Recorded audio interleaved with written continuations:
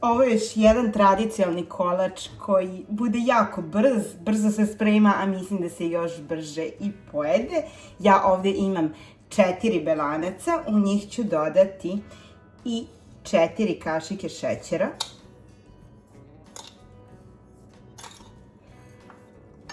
Ako vas ima više, ja vam toplo preporučujem da odmah poduplate ovu meru. I sada ćemo belanca i šećer penasto da umutimo.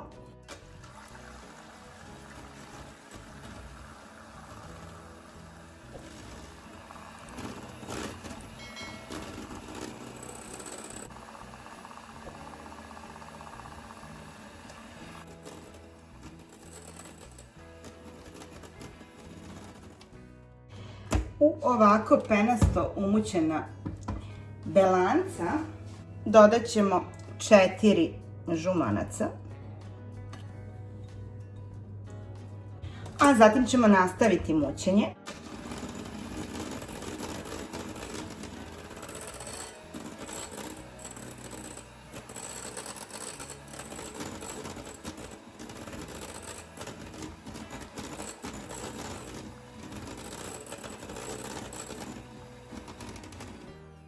Kada smo sve ovo lepo sjedinili, u ovu smesu ćemo dodati 1 kašiku brašna, zatim ćemo dodati 1 kašičicu praška za pecivo i onda dodajemo 6 kašika ovako ravnih kašika griza.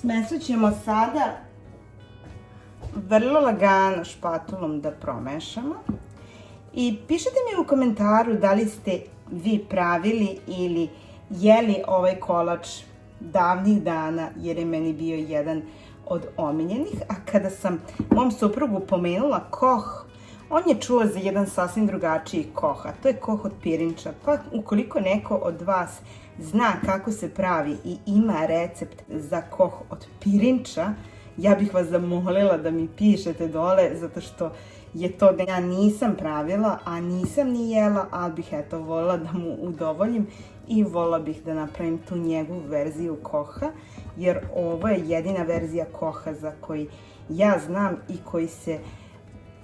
koji je moja baka meni tradicionalno pravila. Kada je smesa ovako dobro pomešana,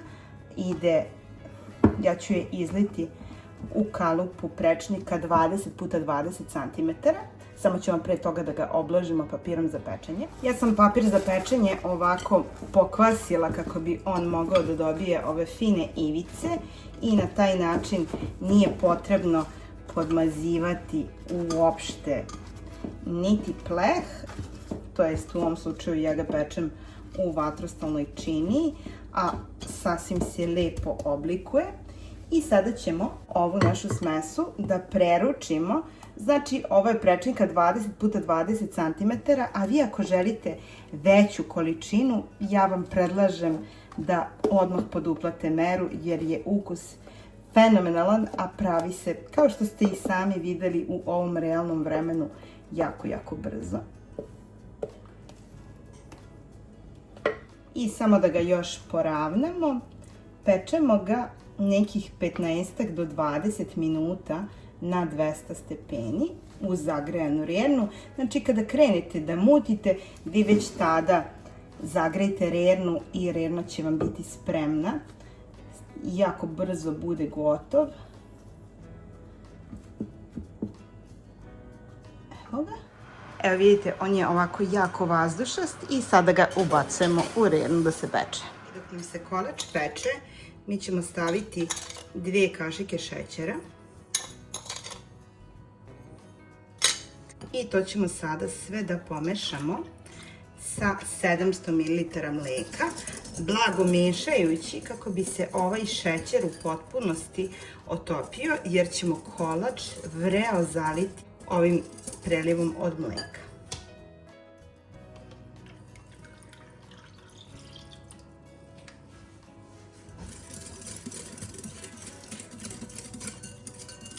Znači, hladno mleko sa šećerom koje je dobro umućeno kako bi se šećer razgradio i vruć kolač. Kolač nam je pečen. Vidite, on je i dalje fino vazdušast. I evo ga. Sada ćemo samo da mu skinemo papir za pečenje. Ja ću ga samo prvo preručiti ovako na jednu dasku, gde ćemo skinuti papir za pečenje, lagano, a onda ću ga opet vratiti u istu ovu vatrostalnu činiju gde se on i pekao. Jako je vruć, pa moram ovo postepeno da radim.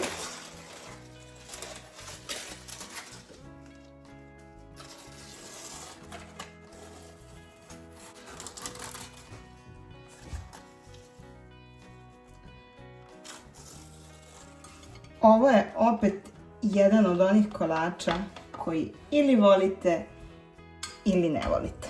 Sada ćemo ga ovako i dalje vrelog preliti sa mešavinom mleka i šećera.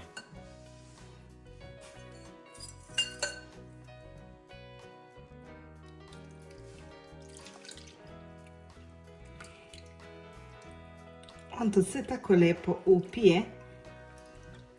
I ne zaboravite da mi napišete u komentaru da li ste ljubitelj ovog koha ili onog ipak sa pirinčem.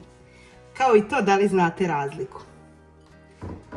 Stavljamo ga u frižider na hlađenje. Kada se dobro ohladi, onda ćemo i da ga probamo. I evo ga. Ovo je verovatno najsočniji kolač na svetu.